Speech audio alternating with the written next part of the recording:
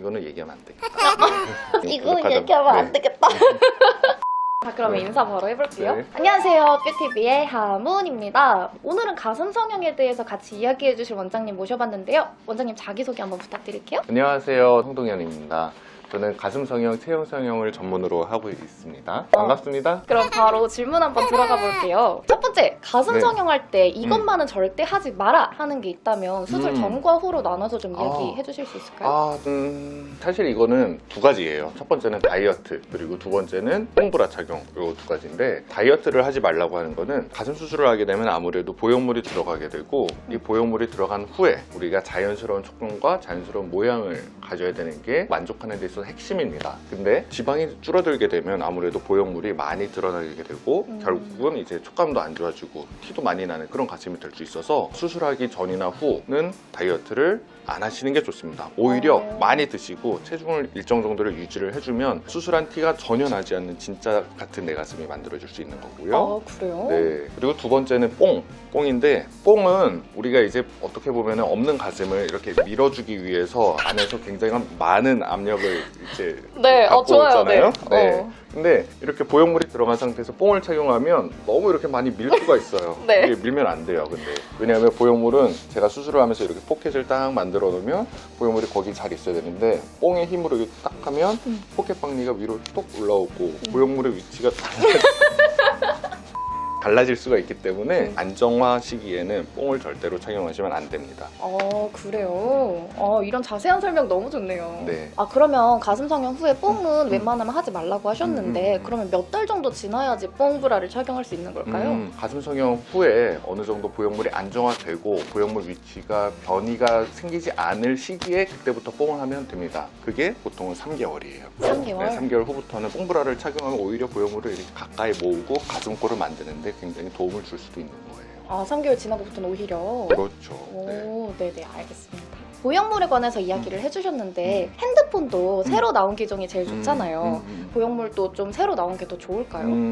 사실 이게 기준을 뭐냐에 따라서 이게 말이 달라질 수도 있을 것 같아요. 가슴 보형물이 1960년대에 처음 나왔거든요. 지금 쓰지는 않아요. 그때 나온 보형물을 계속 개선하고 그 당시에 나왔던 보형물들의 단점이 있었어요. 보형물이 막 휙 돌아간다든지 촉감은 좋은데 뭐 실리콘 겔이 흘러나온다든지 이런 부분이 문제가 있었고, 그거를 개선해서 나온 현재 보형물들이 지금 우리가 많이 쓰는 벨라젤이라든지 모티바라든지 뭐 멘토스무스라든지 이런 것들을 많이 써요. 그래서 새로 나온 보형물들은 아무래도 기존에 나왔던 보형물들에 비해서 많은 부분이 이제 개선이 되면서 좋아졌다고 볼 수 있는 게 사실입니다. 그러면 이제 그 보형물의 안정성에 관해서 약간 질문이 들어온 게 있어요. 제가 하나 읽어드릴게요. 네. 가슴 볼륨이 불만족스러워서 가슴 성형을 고민하고 있는데 네. 직업이 트레이너다 보니까 가슴 운동하고 나서 운동을 할 때 혹시 보형물이 터지진 않을까 걱정이 된다고 하네요. 혹시 이 부분에 대해서 어떻게 생각하시나요? 그렇죠. 우리가 보형물을 넣게 되면 저도 사실 제일 걱정되는 게 너무 과도한 충격을 받아서 터지지는 않을까, 이게 걱정이긴 하거든요. 당연히 조심해야 되고 또 조심해야 되는 부분인데, 헬스 트레이너는 근육의 양과 근육의 두께 그리고 근육의 힘 자체가 세다는 것을 뜻해요.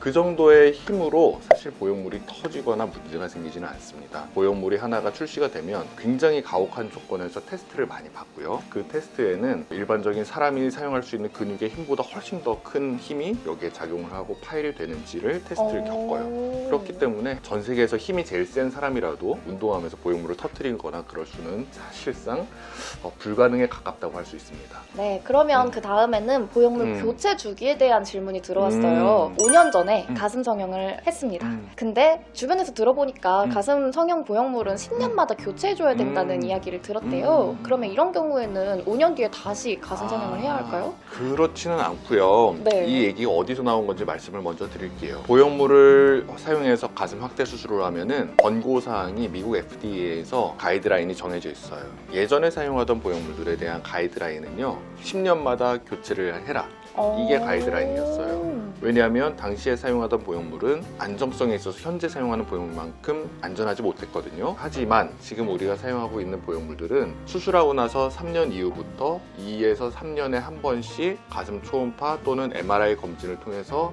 보형물의 상태를 확인하라, 그렇게 가이드라인을 잘 준수하면서 그냥 평생 관리를 하시면 됩니다. 아, 그러면 교체를 전혀 안 해도 무관하다? 그렇죠. 그러면 굉장히 옛날 이야기네요, 그게. 근데 그게 불과 10몇 년 전 얘기예요. 10년 전에 원장님 뭐 하고 계셨나요? 저요? 네. 그때는 좀 약간 찌질했어요. 원장님도 10년 동안 많은 발전을 하셨네요. 아유, 그렇죠. 추억 속에 지금은 아름다운 기억만 남아있습니다. 그러면 수술 방법에 대한 질문 한번 여쭤볼게요. 네. 절개 부위별로 장단점이나 통증이나 음. 흉터에 대해서 좀 정확하게 알려주실 수 있을까요? 가장 많이 사용하는 절개 방법이 현재 두 가지가 있어요. 첫 번째는 겨드랑이, 두 번째는 가슴 밑선, 밑주름 그쵸. 절개인데 처음 수술하고 나서 아픈 기간은 겨드랑이 절개가 더 아파요. 1년이 지났을 때 티가 안 나는 거는 겨드랑이가 훨씬 안 나요. 훨씬까지? 네, 오. 그 무슨 차이냐면 겨드랑이 절개를 하면 겨드랑이부터 가슴 아래쪽까지 이만큼이 이제 수술 공간이 되고 박리 범위가 넓어지니까 아무래도 통증과 회복 기간이 길어질 수밖에 없다는 것을 뜻해요. 밑선 절개를 하면 여기를 절개해서 보형물이 들어갈 딱 그만큼만 박리가 되니까 통증도 적고 회복 기간도 빠르겠죠. 그래서 겨드랑이 절개와 밑선 절개의 첫 번째 차이는 회복 기간의 차이다 라고 보시면 되고, 겨드랑이 절개를 하면 한 3일에서 4일 정도 조금 힘들다 보시면 돼요. 대신에 밑선 절개를 하면 하루 딱 고생하면 그 다음날부터 일상생활을 바로 할 수 있는 거죠. 하지만 1년이 딱 지난 시점에서 보면은 겨드랑이는 주름이 많잖아요. 이게 주름인지 아니면 겨드랑이 상처인지 구분이 잘 안 돼요. 근데 밑선은 1년이 딱 지나서 가슴을 이렇게 싹 올려서 보면은 가느다란 실금이 있는 거예요. 수술한 티가 날 수밖에 없는 거죠. 개인적으로 궁금한 게 있는데 원장님 그 앞에 환자분이랑 상담할 때도 이렇게 설명해 주시나요? 몰랐어요. 제가 이렇게 손으로 진짜요? 촬영하는 지금 말씀해 주셔서 알았어요. 제가 환자들이랑 얘기할 때는 그림 그려요. 그래요? 거기에 차트가 있잖아요. 차트에 이렇게 그림을 해가지고 이만큼의 박리가 되죠? 요만큼 박리가 되죠? 그러면서 그림으로 하니까 이렇게 안 한다. 본인 가슴 이렇게 안 하고 그림으로? 지금 내 몸을 도화지로 사용하고 있어요. 촬영을 위해서. 오늘 원장님 얼굴보다 가슴이 좀 더 기억에 남을 것 같기도 한데.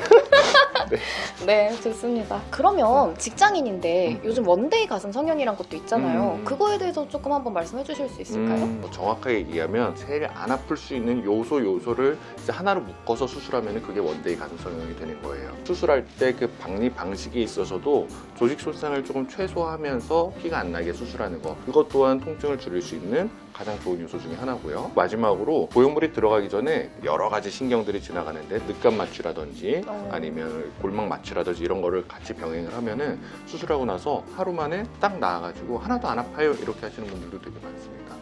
네. 그러면 그러니까 회복을 빨리 할 수 있는 것들을 다 모아서 그렇죠. 만든 게 원데이 가슴 성형. 네, 그렇군요. 네네, 좋습니다. 그러면 원장님, 제 주변에는 이런 경우가 좀 있어요. 출산하고 나서 이제 가슴 처지는 게 조금 스트레스가 돼가지고 가슴 수술을 받았는데 생각지도 못하게 둘째가 생겨버렸네요. 그러니까 이런 경우에는 좀 모유수유나 가슴 처짐에 대해서 괜찮을까요? 우리가 이제 대부분 가장 많이 하는 연령대가 20대에 가장 많이 하시게 돼요. 그러면 20대에 수술을 하고 나서 결혼하면 애도 낳고 모유수유 뭐 이런 일반적인 경험을 겪게 되는데 결론부터 말씀을 드리면 수술을 한다고 해서 모유수유에 영향을 전혀 미치지 않습니다. 오히려 모유수유가 끝난 다음에 많은 분들이 상실감을 느끼는데 그런 상실감을 조금 덜 느껴요. 그럼 오히려 보형물을 넣어놨기 때문에 가슴 처짐도 좀 덜하다. 그렇죠. 네. 그렇군요. 좋네요. 네. 네, 그러면 원장님 마지막 질문이에요. 이제 가슴 수술은 여름에 하는 게 아니란 말이 있어요. 경과에 좋지 않다고 뭐 그런 말도 있고 또 어르신들이 말씀하시기로는 가슴은 나이 들면 커진다, 뭐 20대 중반 넘어가면 커진다 이런 말씀도 하더라고요. 그래서 너무 이른 나이에 가슴 수술하는 게 좋지 않다라는 이야기도 하던데 혹시 가슴 수술에도 적절한 시기나 나이대가 있을까요?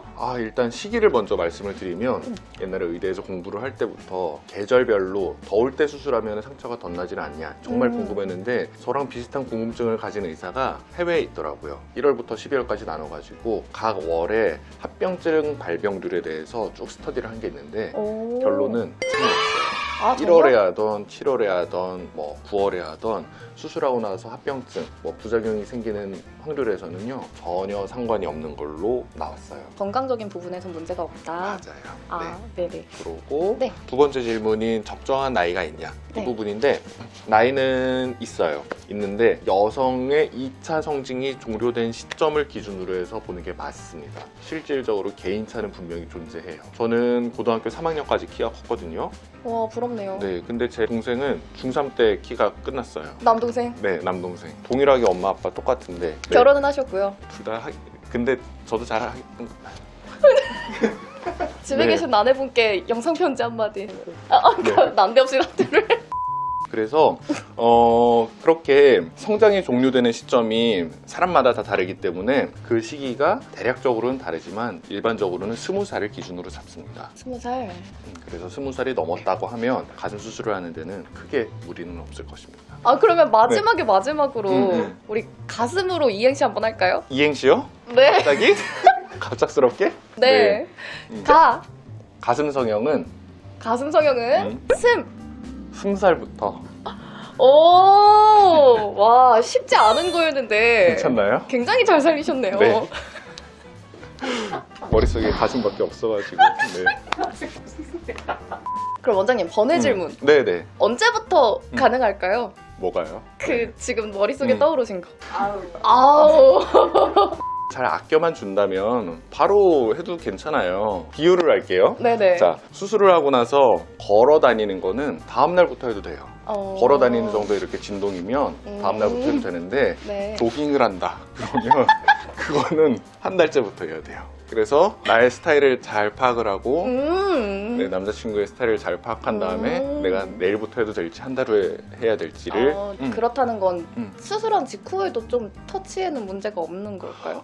그렇죠. 수술하고 나서 중요한 거는 과도하게 자극만 안 되면 괜찮아요. 그러니까 보형물을 너무 세게 만지면 보형물이 이탈될 수 있으니까 네. 그거를 안 하면 되는 거거든요. 그러니까 가볍게 이렇게 만지는 거는 수술하고 나서 얼마든지 해도 되고요. 대신에 너무 과도한 힘으로 쥐어짠다거나 아니면 뭐 비튼다거나 그러면은 보형물이 위치 이동이 발생할 수 있으니까 네. 그거는 안 되겠죠. 지금 저는 살짝 개인적으로 걱정되는 게 원장님 이미지가 살짝 걱정이 돼요. 제 이미지요? 네, 환자들한테 좀 신뢰를 줄 만한 네. 어떤 원장님의 어필을 좀 간략하게. 광고 안 돼요. 네. 간략하게. 사실 제 수술이 전 세계에서 제일 잘하는 수술이었으면 좋겠어요.